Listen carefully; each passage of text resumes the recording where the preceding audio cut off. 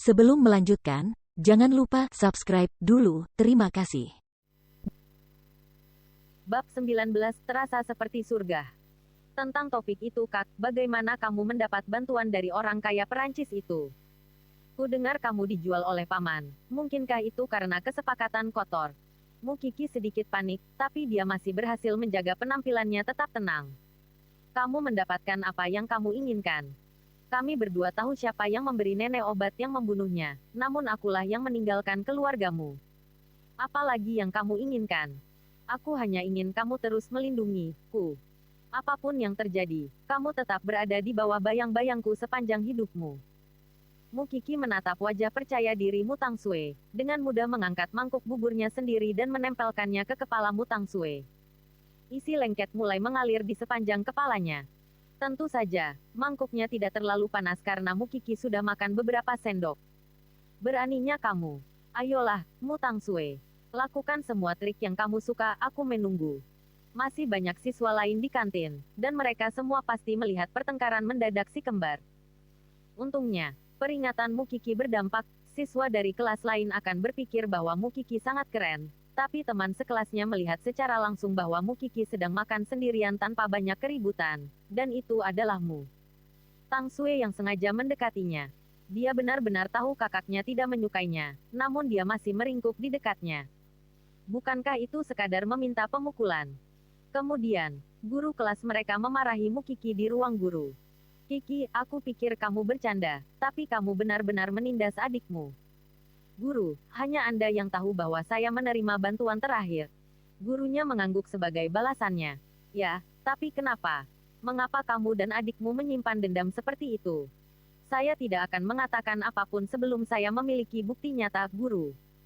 Anda dapat menganggap bahwa saya sedang menindas Mutang Sue untuk saat ini. Kata Mukiki, sedih. Lagi pula, dia tahu bahwa jika dia menuduh Mutang Sue tanpa bukti, gurunya hanya akan percaya bahwa dia berbohong jika tidak terjadi apa-apa. Kamu mungkin berprestasi baik dalam pelajaran dan aspek lainnya, tapi itu tidak berarti kamu mendapat izin masuk gratis. Ya, guru. Aku dengar kamu sakit kemarin. Saya membawa obat, Anda harus memberitahu saya jika Anda merasa tidak enak badan. Sementara itu, pelemparan bubur yang dilakukan Mukiki ke Mutang Sue adalah risiko yang sudah diperhitungkan karena dia tahu bahwa guru kelasnya menghargai dan menyukainya. Gurunya telah melihat dengan mata kepalanya sendiri bagaimana dia berubah, dari kurang percaya diri menjadi seperti sekarang. Itulah mengapa dia pasti menyukai Mukiki, lebih dari kepeduliannya terhadap siswa lain. Kemudian, ketika Mukiki kembali ke ruang kelas, Mutang Sue mengira dia sedang dihukum di ruang guru. Kiki, dari mana kamu mendapatkan obat itu? Teman sekelas di sampingnya bertanya. Guru kelas kami memberikannya kepada saya. Dia mendengar bahwa aku demam tadi malam. Mukiki tersenyum pada teman sekelasnya. Hal ini juga secara tidak langsung membantah teori Mutang Sue, yang tetap diam namun mengutuk guru kelas mereka dalam hati. Apakah semua guru Iten memiliki penglihatan yang buruk, dan tidak pernah tahu dengan siapa mereka harus memihak? Tetap saja, kamu sangat mengesankan dari apa yang kudengar, melemparkan semangkuk bubur ke kepalanya. Hentikan, ini waktunya kelas, Mukiki memperingatkannya, dan kamu masih belum melihat betapa mengesankannya dia. Mukiki tahu bahwa Mutang Sue akan menggunakan tindakannya sebagai alasan dan membuat sandiwara, dan sudah menunggu untuk melihat apa yang akan dilakukan saudara kembarnya. Segalanya berjalan persis seperti yang dia harapkan, bel yang menandakan kelas sore kedua baru saja berbunyi ketika teman sekelasnya yang lain berteriak, pingsan, siswa baru pingsan. Guru kelas dibawa masuk, dan Mutang Sue dibawa ke rumah sakit sekolah. Sebagai sekolah bangsawan, peralatan rumah sakit sekolah jauh lebih canggih dibandingkan rumah sakit lainnya. Belakangan, mamamu diberitahu tentang Mutang Sue yang pingsan, dia langsung menyalahkan guru kelas. Mengapa putriku pingsan pada hari pertamanya di sekolahmu? Nyonya, Mu, harap tenang.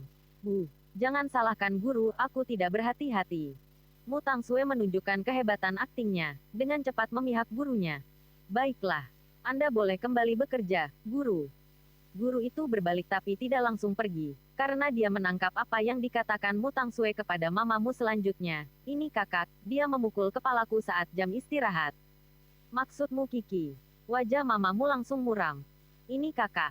Guru tersenyum mendengarnya dan meninggalkan rumah sakit. Saat dia kembali ke jabatannya, dia berpikir bahwa dia dapat memahami mengapa Mukiki melakukan apa yang telah dia lakukan.